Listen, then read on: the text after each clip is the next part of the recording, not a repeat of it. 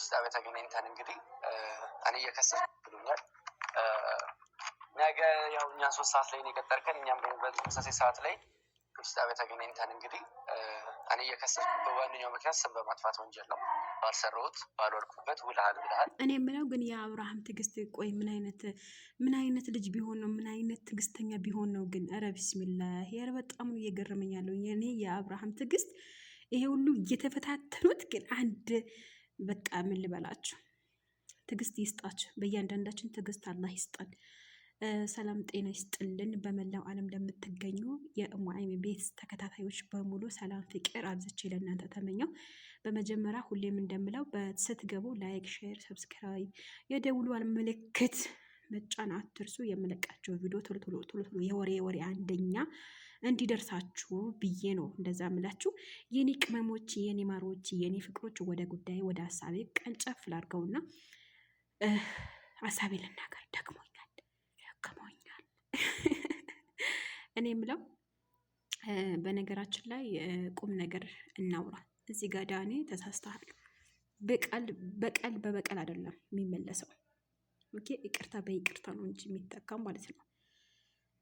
ሩትዬ ወላሂ ነው የምልሽ፣ ከነሱ ህይወት ወጥተሽ የራስሽን ህይወት ኑሪ።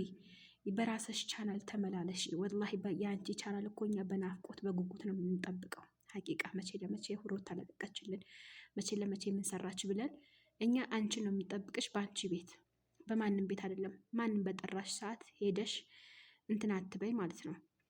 ግን ሩትዬ ከምሬ ነው የምልሽ፣ ሀቂቃ የራስሽን በራስሽ ቻናል እየሰራሽ ኑሪ ከልጅሽ ጋር እና ዞሮ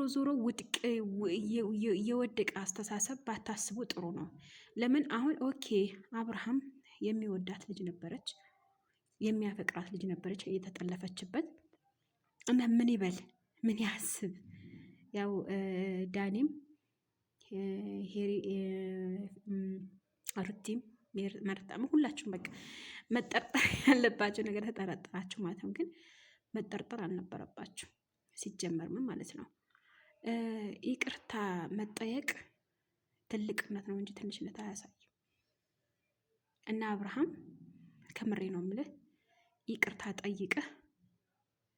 እኔ ሩታን አሁን ብቻ አይደለም እያልኩ ያለሁት፣ ሲጀመር ሩቲ ይቅርታ መጠየቅ አለባት፣ ግዴታ ነው። ይቅርታ መጠየቅ አለባት። ኤፍሬም ይሁን ዳኒም ይሁን ሩታም ይሁን የተበደለ ሁሉም ይቅርታ ጠይቃቸው ብያለሁ አብርሃም። ስለዛ ይቅርታ ይገባቸዋል። እናንተም ይቅር ባይነት ትልቅነት ነውና ይቅርታውን ተቀብላችሁ የክሱን ወረቀት አንሱ። በደል በበደል አይደለም የሰው ልጅ። ኢትዮጵያ ማለት ራስ በራሳችን ስንተሳሰብ ራስ በራሳችን ስንዋደድ ነው እንጂ ራስ በራሳችን ክረቱ ውስጥ ገብተን እንደገና ሌላ አዘን ውስጥ መግባት የለብንም። ውዶችዬ ላይክ፣ ሼር፣ ሰብስክራይብ እያደረጋችሁ አበረታቱኝ። መልካም ቆይታ